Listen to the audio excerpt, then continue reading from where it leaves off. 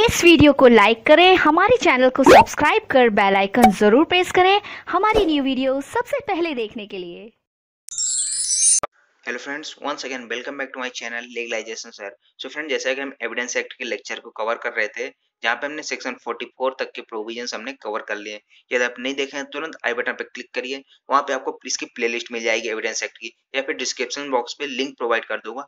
और साथ ही साथ मैं सीपीसी के लेक्चर की भी लिंक प्रोवाइड कर दूंगा डिस्क्रिप्शन बॉक्स पे। आप वहां पे जाके देख सकते हैं, वहां पे आपको प्लेलिस्ट मिल जाएगी। तो चलिए स्टार्ट करते हैं, लेकिन उससे पहले यदि आपको मेरे लेक्चर से रिलेटेड कोई भी डाउट है तो आप इस इंस्टाग्राम अकाउंट पर फॉलो कर लीजिए। आपको जो भी डाउट है उसको मैसेज करिए, आपके सारे डाउट क्लियर किए जाएंगे। तो चलिए स्टार्ट करते हैं आज का सेशन। तो आज के सेशन में हम बात करने वाले हैं अन्य व्यक्तियों की राय कब तक सुसंगत होगी, इससे संबंधित जो प्रोविजंस दिए गए हैं। अब कहाँ पे सेक्शन 45 से लेकर सेक्शन 51 तक में एविडेंस एक्ट में, तो इस चीज के बारे में हम डिस्कस करने वाले हैं आज। तो चलिए स्टार्ट करते हैं। तो सबसे पहले हम बात करें जो सेक्शन 45 है। सेक्शन 45 क्या बात करता है कि विशेषज्ञ की राय क्या होती है, ठीक है ना। यहाँ पे बात किया गया है बैरक में कि जबकि न्यायालय को किसी विदेशी विधि या विज्ञान या कला या किसी बात पर या हस्तलेख या अंगुली चिन्ह हो। अब यहाँ पे कितनी चीजें बताई गई हैं, या तो विदेशी विधि के बारे में न्यायालय को राय बनानी हो, या विज्ञान के बारे में, या कला या किसी बात पर बनानी हो, या हस्तलेख अर्थात हाथों से लिखे गए किसी दस्तावेज के बारे में, ठीक है ना, या फिर अंगुली चिन्ह अर्थात फिंगरप्रिंट के बारे में।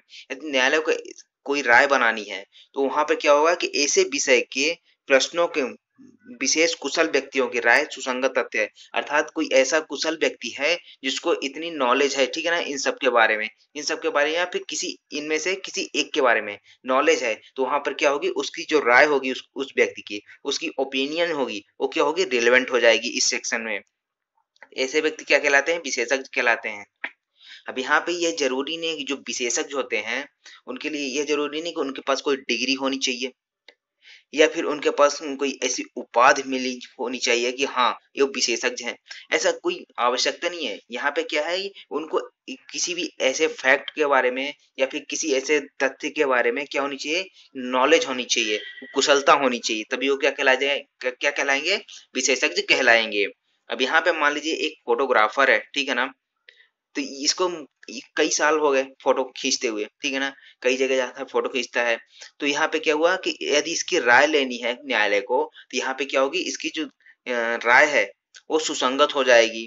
क्यों? क्योंकि ये बहुत सालों से फोटो खींच रहा है, अब फोटोग्राफी के बारे में इसको बहुत सारी नॉलेज होगी, ये कुशल होगा उस चीज में, तो यहाँ पे क्या होगी, इसकी राय सुसंगत हो जाएगी। तो यहाँ पे ये जरूरी नहीं कि उसके पास कोई डिग्री या उपाधि होनी चाहिए, तो कोई भी हो सकता है जिसके पास ऐसी कुशलता होनी चाहिए किसी भी तथ्य के बारे में। तो ये कहलाता है, आपको सेक्शन 45 में बताया गया है। उसके बाद है सेक्शन 45 ए। सेक्शन 45 ए में क्या बात करता है, इलेक्ट्रॉनिक साक्ष्य के बारे में।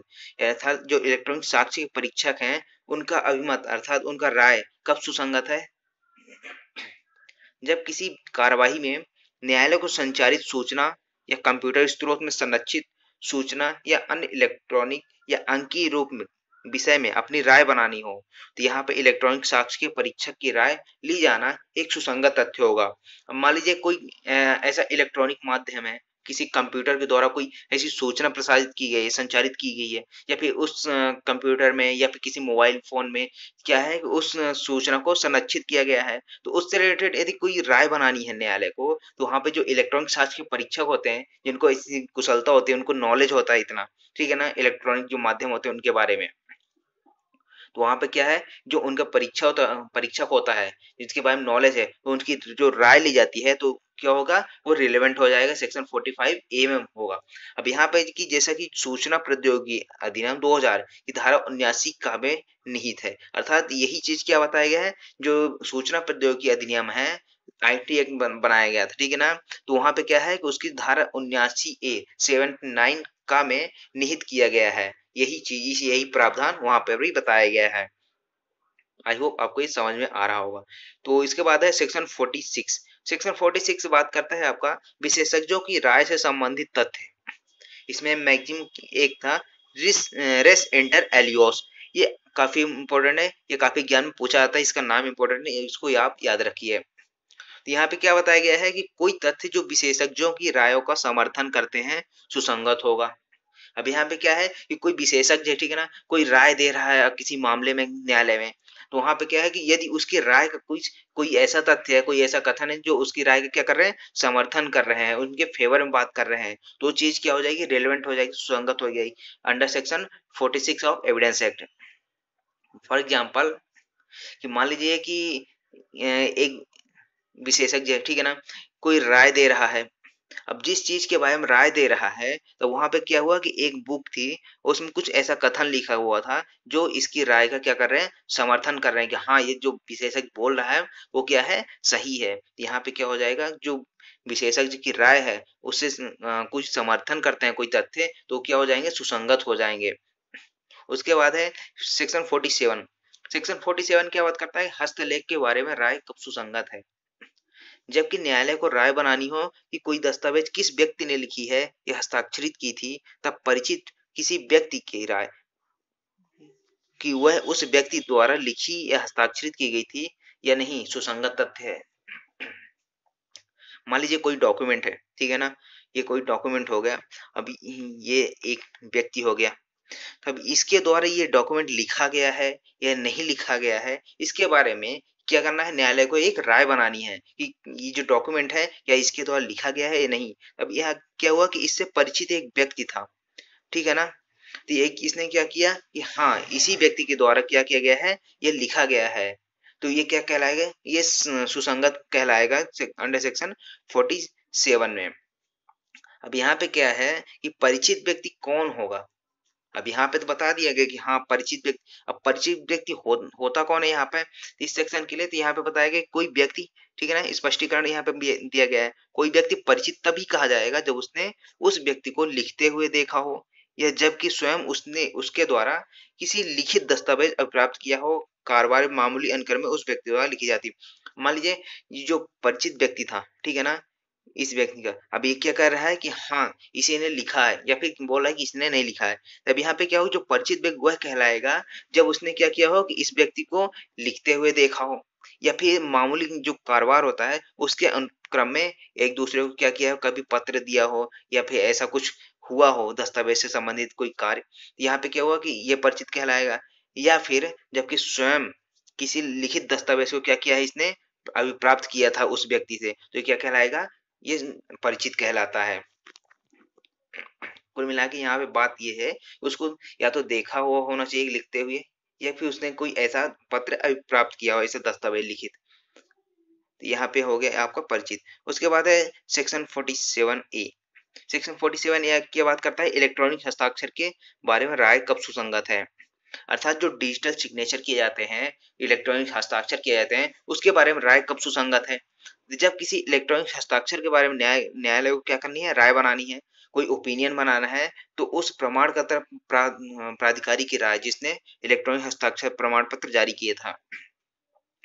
मान लीजिए किसी इलेक्ट्रॉनिक सिग्नेचर है, ठीक है ना, डिजिटल सिग्नेचर है, इलेक्ट्रॉनिक हस्ताक्षर है, उसके बारे में न्यायालय को राय बनानी है, तब यहाँ पे कौन ऐसे बताएगा कि वो सुसंगत है, ठीक है ना, मतलब सुसंगत तो है, लेकिन किसकी राय यहाँ पे मानी जाएगी सही, यहाँ पे जो प्रमाणकर्ता प्राधिकारी है, अर्थात जिसने ऐसा प्रमाण पत्र जारी किया था, उस क्या होगी, उसकी राय सुसंगत कहलाएगी। कहाँ पे, सेक्शन 47A में। उसके बाद है सेक्शन 48। सेक्शन 48 क्या बात करता है कि अधिकार या रूढ़ी के अस्तित्व के बारे में राय कब सुसंगत है। अब मान लीजिए न्यायालय को क्या करना है, किसी अधिकार के बारे में या फिर कोई रूढ़ी है, अर्थात जो प्रथा चली आती है किसी विशिष्ट समुदाय के बारे में, ठीक है ना, तो उससे संबंधित उसके अस्तित्व के बारे में क्या करना है, राय बनानी है, ओपिनियन लेना है, तो वहां पे क्या हो जाएगा, ये चीज सुसंगत होगी। अब कब सुसंगत होगी, अब यहाँ पे बैरेक्ट में देखते हैं। जबकि न्यायालय को किसी साधारण रूढ़ी या अधिकार के बारे में राय बनानी हो, तब ऐसे रूढ़ी या अधिकार के अस्तित्व के बारे में उन व्यक्तियों की राय सुसंगत है।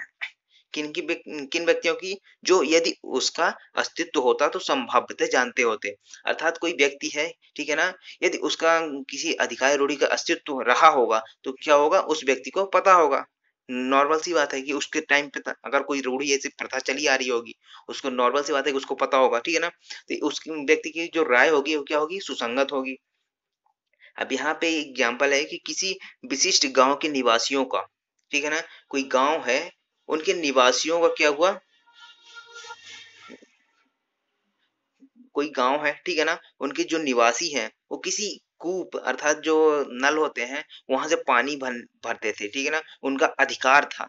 तो वहां पे क्या हुआ कि जो वहां के निवासी थे उनमें से किसी को बुलाया गया और उनकी राय ली गई कि हाँ ये पानी भरते थे कि नहीं, उनका अधिकार था कि नहीं। तो उसने जो राय दिया है तो क्या हो जाएगा, वो सुसंगत हो जाएगा, उस अधिकार रूढ़ि से संबंधित जो राय दिया है उसने, ओपिनियन दिया है, तो वो क्या हो जाएगा, सुसंगत हो जाएगा अंडर सेक्शन 48 में।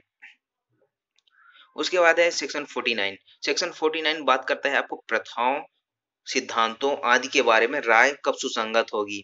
तो जब न्यायालय को क्या करना है, मनुष्यों के किसी निकाय अर्थात व्यक्तियों में क्या है, किसी पर्टिकुलर एक निकाय है या फिर किसी कुटुंब की प्रथाओं का अर्थात जी किसी परिवार के सिद्धांतों का क्या करना है, किसी धार्मिक खैराती प्रतिष्ठान के संविधान और शासन के अथवा किसी विशिष्ट जिले, मान लीजिए कि कोई जिला है जैसे नागालैंड का कोई जिला हो गया, अरुणाचल प्रदेश का कोई जिला हो गया, उसमें या फिर विशिष्ट वर्गों के लोगों अर्थात कोई ऐसा वर्ग है, कोई ऐसा समुदाय है व्यक्तियों का, तो उनमें ऐसे कोई शब्द या पदों के अर्थों के बारे में राय बनानी हो, तब वहां पे किसकी राय सुसंगत होगी, उनके संबंध में एक ज्ञान के विशेष साधन रखने वाले व्यक्तियों की राय क्या हो जाएगी, सुसंगत होगी।